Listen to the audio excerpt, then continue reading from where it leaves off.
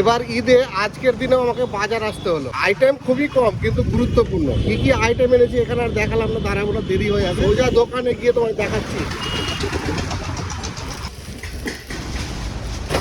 আজকে বাজারে বেশিরভাগই আইটেম খুচরো আছে, শুধু গোটা আইটেম বলতে এখানে একটা ব্যাগ আছে, এগুলো আমরা 10 টাকা পিস বিক্রি করি, চায়না প্যাকেট ব্যবহার করি না যেহেতু, সেই জন্য। আর এখানে আছে চাল গুঁড়া, এটা 15 কিলো নিয়েছি। আর আমুল গোল্ড আছে 1 পেটি। এটা আদাও নিয়েছি আমি কালকের জন্য। আর এর ভেতরে আছে দেখো কাবলি ছোলা, মোটা মোটা দানাটা এনেছি কিন্তু। আর এই ব্যাগের ভিতর কিছু আইটেম আছে আর এখানে কিছু আইটেম আছে, এই দুটো খুলে তারপরে তোমাদের দেখাচ্ছি।